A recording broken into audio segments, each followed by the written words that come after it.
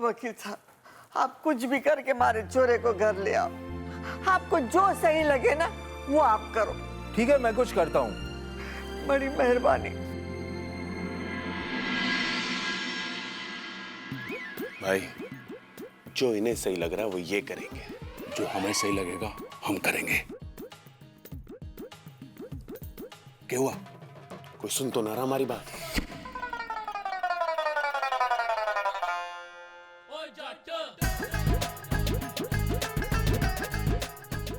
तुम्हारा बाप सुन रहा।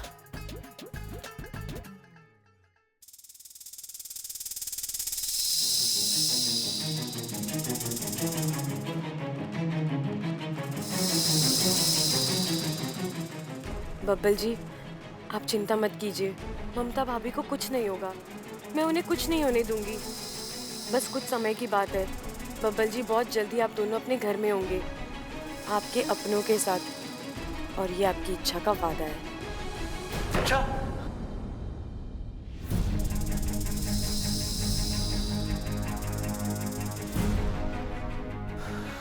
नहीं, इच्छा यहां कैसे आ सकती है? लेकिन जो मैंने अभी सुना, ऐसा लगा कि इच्छा मुझसे बात कर रही है, मुझे हिम्मत दे रही है। शायद मेरा वहम है। इच्छा का सिर्फ एहसास मुझे इतनी हिम्मत दे गया कि अब मुझे यकीन है कि ममता भाभी को कुछ नहीं होगा, कुछ नहीं होगा उन्हें।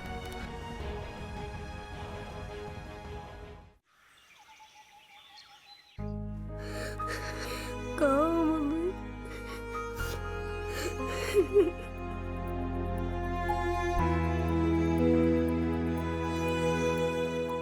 दादी, मुझे मम्मी की बहुत याद आ रही है।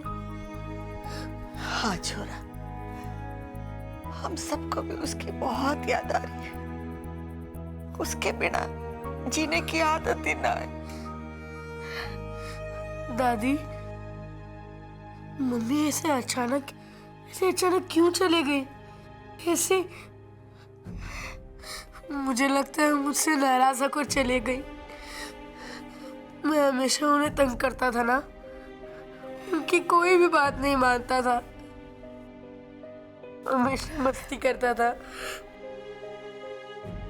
दादी, मैं आज के बाद ऐसा कुछ भी नहीं करूंगा।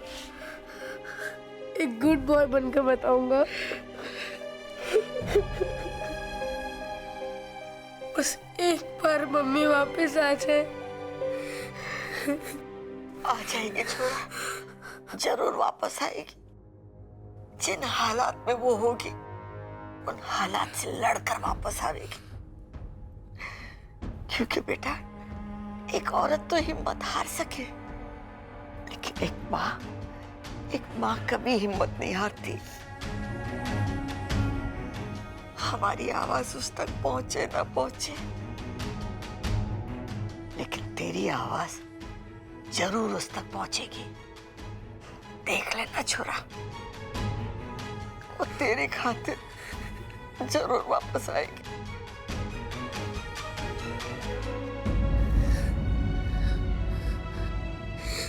मम्मी, अब जहाँ कहीं भी हो, ख्याल रखना।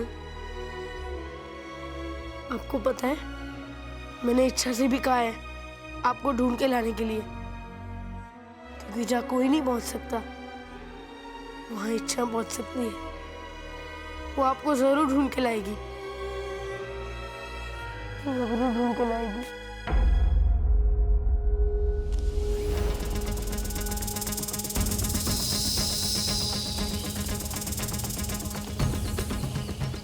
सातपुरा का जंगल, सरपेश ने तो यही जगह बताई थी। ममता दीदी यहीं कहीं होनी चाहिए, लेकिन इतने घने जंगल में ममता दीदी को ढूंढना यानी, लेकिन ढूंढना तो पड़ेगा। पप्पू को वादा जो किया है।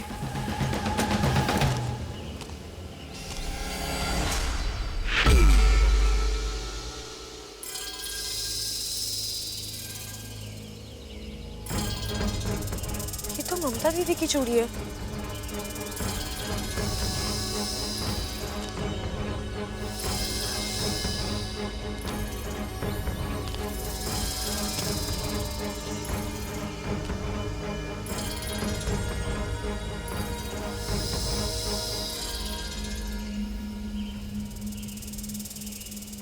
एक और चूड़ी। यानी ममता दीदी आस पास है।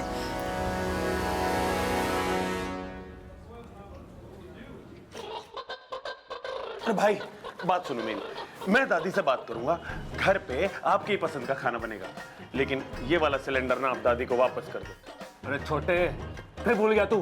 क्या? ये रसोई वाला सिलेंडर ना है, दवाई वाला सिलेंडर है। और हम यहाँ बब्बल को छुड़ाने आए हैं। तू किताब में लिखता ना है क्या आजकल? भाई लिखता हूँ, एक एक चीज लिखता हूँ, लेकिन पढ़ना भूल जाता हूँ मैं। अरे अंदर मत भूल जाइए, घड़ी मुश्किल में पड़ जाएंगे। और चल अब, और ये पहन ले चश्मे और मास्क। चल आजा।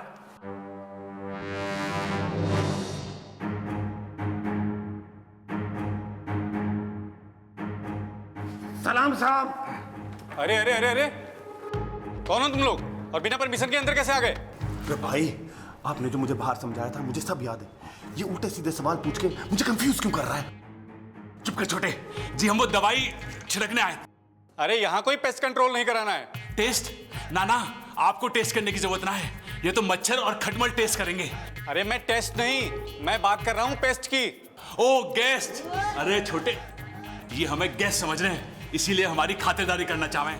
बड़े अच्छे आदमी हैं इंस्पेक्टर साहब। अरे अगर ये इतने अच्छे आदमी हैं तो बब्बल को अंदर करने की बेवकूफी कैसे करी इन्होंने? हैं? क्या कहा तुम लोगों ने? बबल? क्या लगते हो तुम लोग बबल के? छोटे, बटन दबाओ। अरे अरे अरे, क्या करो? पकड़ो इसको।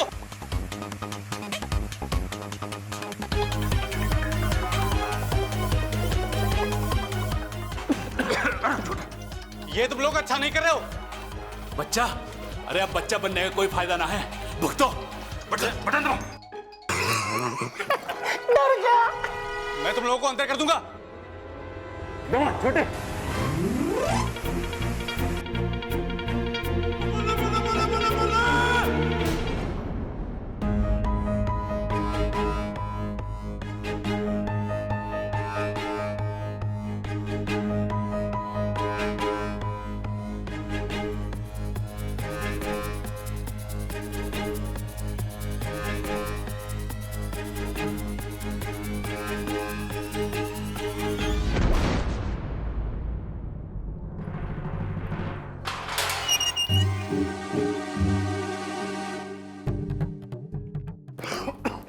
अरे बब्बल, उठ जा भाई, घर जाके आराम से सो जाना। चल।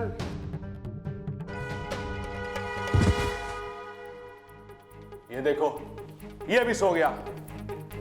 अरे हमारे घर में एक मैं ही हूं जिसे बेवक्त नींद ना आती।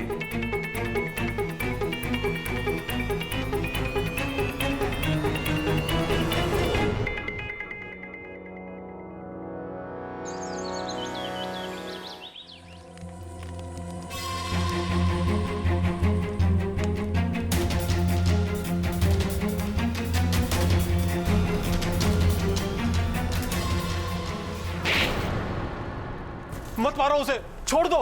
चुप, एकदम चुप। बोल और सच बोल, क्या नाम है तेरा? कहाँ से आई है तू? रोहतक से लेके कुताना गांव से। मैंने कहा ना, सच बोल। कहाँ की इच्छाधारी नागिन है तू? नागिस्तान की है ना? बता, कहाँ है नागिस्तान? कौन इच्छाधारी नागिन? कैसा नागिस्तान? मुझे कुछ नहीं पता। मैंने सुना था पाकिस्तान के नाग असूलों के बड़े पक्के होते हैं, लेकिन कोई भी असूल जान से बड़ा नहीं होता। आज या तो फिर तू वो बोलेगी जो मैं सुनना चाहती हूँ, या फिर हमेशा के लिए चुप हो जाएगी।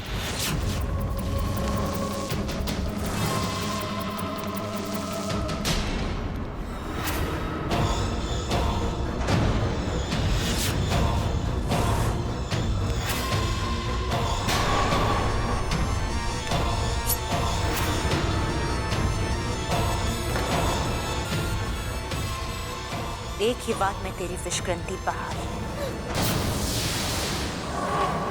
अमृता, मेरा विश्वास करो। तुम क्या बोल रही हो? मेरी कुछ भी समझ में नहीं आ रहा। तुम मुझसे चाहती क्या हो? नागिस्तान का पता बता। विशाली, एक लड़की हमारी गुफा की तरफ बढ़ रही है और उसके साथ सैकड़ों नाग हैं। लगता है वो हमें खत्म करने के अभियान पर निकले हैं। मुझे लगता है कुछ गड़बड़ है। हमें हमारा ठिकाना बदलना होगा।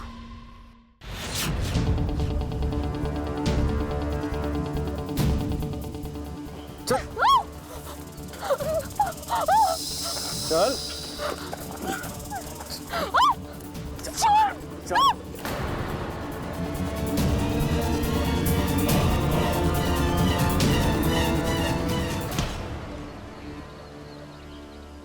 ममता दीदी,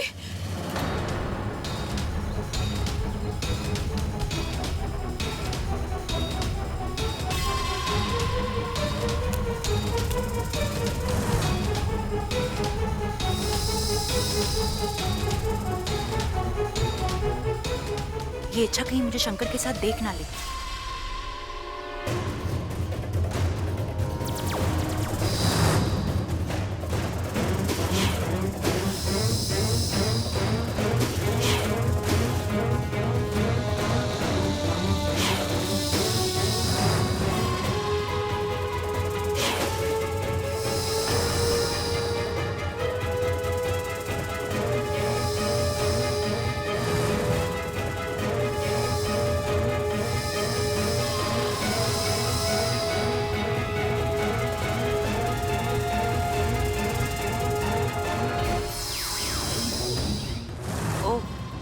तो ये इच्छाधारी नागिन है।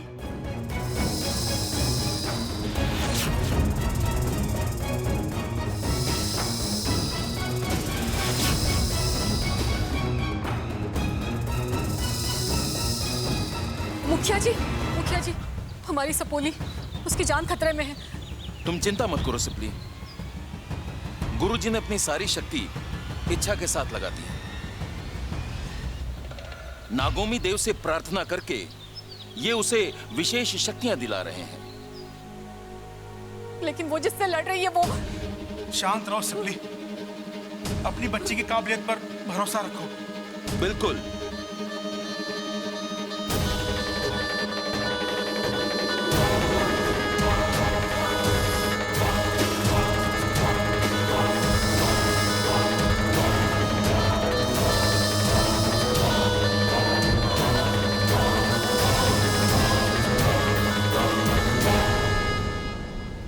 खतरा टल चुका है। इच्छा अब सुरक्षित है।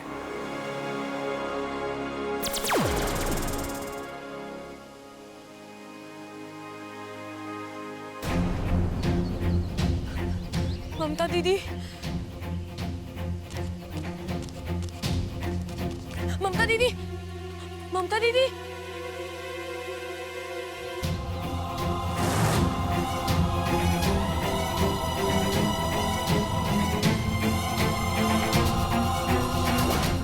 हो ना हो ये इच्छा जरूर नागिस्तान की इच्छाधारी नागिन है। इसे कभी विशेलगढ़ में तो देखा नहीं, और अगर ये विशेलगढ़ की होती तो इंसानों के लिए अपनी जान इतने खतरे में नहीं डालती। ऐसा अच्छाई का बुखार तो सिर्फ नागिस्तान वालों को ही आता है। क्या करूं, इसे अभी कब्जे में लूं कि नहीं? इससे जबरदस्ती कुछ भी बुलवाना मुश्किल होगा। ये गैरों के लिए इतना लड़ती है तो अपनों के लिए जान दे देगी, पर कुछ बोलेगी नहीं। क्या सोच रही हो सिपली? खतरा भी टला नहीं है मुखिया जी। विशालगढ़ वालों को इच्छा का सच पता चल गया है। सिपली का डर सही है मुखिया जी। अब वो इच्छा को परेशान करेंगे और उसके जरिए हम तक पहुंचने की जरूर कोशिश करेंगे। ये इतना आसान नहीं है। विशैलगढ़ और नागिस्तान दोनों अलग अलग प्रदेश हैं। यहाँ के नाग एक दूसरे को तब तक नहीं पहचानते जब तक वो एक दूसरे को अपना अपना रूप बदलते हुए ना देख ले। इसीलिए अगर विशैलगढ़ का कोई भी इच्छा के आसपास भी हो तो भी इच्छा उसे पहचान नहीं पाएगी। तो फिर इसका हल क्या है मुखिया जी? जी मंत्री जी, आपने थाने फोन करवा दिया जी। बहुत बहुत शुक्रिया, धन्यवाद धन्यवाद। माँ, मंत्री जी ने पुलिस थाने फोन करा दिया, चिंता मत कर, सब ठीक हो जाएगा। अरे क्या जरूरत थी इन दोनों को वहां जाने की और अपनी अक्ल लड़ाने की। खुद की धोती तो संभाल ही ना जावे, चले दूसरे को सहरा पहनाने। अरे वाह, भोले हैं। भाई की जुदाई बर्दाश्त नहीं हुई तो चले गए, माफ कर दे। अरे मैं तो माफ कर दूं खड़क, लेकिन पुलिस को थोड़ी पता है कि दोनों कैसे बावले हैं। अगर ताव में आके कुछ उल्टा सीधा हो गया तो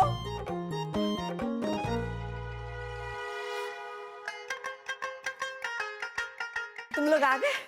जीते रहो, जीते रहो। कमाल हो गया आज तो, मंत्री जी की कृपा, शिव जी की कृपा से जल्दी हो गई है, धन्य है। हाय मेरे बच्चों, तुम लोगों को मारा पीटा तो नहीं पुलिस ने? अरे पुलिस हमें क्यों मारेगी माँ? अरे तुम सब जेल में जो थे। अरे माँ, खेल में ना थे, जेल में थे हम। ए भाई, तेरी माँ भी तो यही कह रही है, चुप कर। अरे माँ, पिताजी हम सब बिल्कुल ठीक है। आपके एक फोन ने सारा काम आसान कर दिया। देखा? शुक्र है भगवान का, एक बला तो टली। बस अब ममता खैरियत से वापस आ जाए। कहाँ चली गई, कहाँ ढूंढे उसको?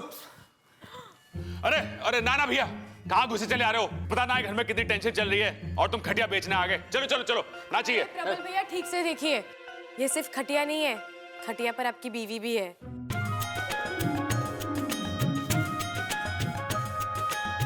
रखो नीचे, रखो नीचे। ममता, ममता, अच्छा मम्मी आंखें क्यों नहीं खोल रही है? अप्पू, ममता दीदी बेहोश है, मैंने डॉक्टर को भी बुलाया, वो आते ही होंगे। लगता है ममता सो रही है। अरे भाई, बाहर इतनी ठंडी हवा चल रही है, भाभी को नींद आ गई होगी। आप आवाज दो, जरूर जाग जाएगी। भाग जाएगी? ना, फिर तो सोने दे इसे। रे भाई, तेरे कानपुर में हड़ताल है ना, तू जानता है ना? चुप कर। ए छोरी, ये सब कैसे? दादी, ममता दीदी को कुछ गुंडे उठाकर ले गए थे, अचानक वहां मेरी नजर पड़ी तो तूने उनके साथ दो हाथ करके ममता की जान बचा ली। देखा माँ, संगत का असर। छोरी मेरी तरह बहादुर हो गई है।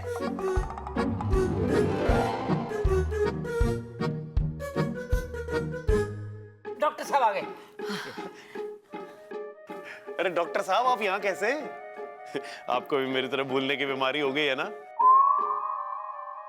आपका क्लिनिक तो वहां है, नुक्कड़ पे। अरे बावले, तू अपनी बातों से डॉक्टर को बेहोश करेगा क्या? डॉक्टर साहब, जरा देख के बताइए ना, हमारी बहू को क्या हुआ है?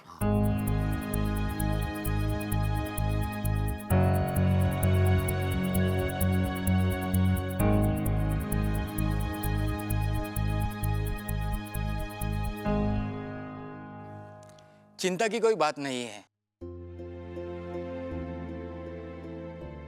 मैं इन्हें इंजेक्शन दे देता हूं, थोड़ी देर में होश आ जाएगा।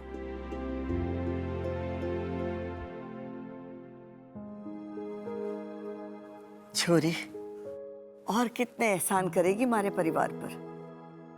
दादी, बड़ों के हाथ जोड़ते हुए नहीं, आशीर्वाद देते हुए शोभा देते हैं। छोरी, ये घर है ना, ईंट और पत्थर से ना बना है, रिश्तों से बना है। एक को भी आंच आवे ना तो पूरे परिवार की सांस अटक जावे। आज तूने ममता की जान बचाकर हम सबकी जान बचाई है। हमारे पास तुझे देने के लिए तो कुछ ना है, बस आशीर्वाद देती हूँ कि तेरे मन की मुराद पूरी हो और तू हमेशा खुश रहे। दादी, आपने मेरे सर पे हाथ रख दिया, बस मेरी सारी मुराद पूरी हो गई और मुझे कुछ नहीं चाहिए।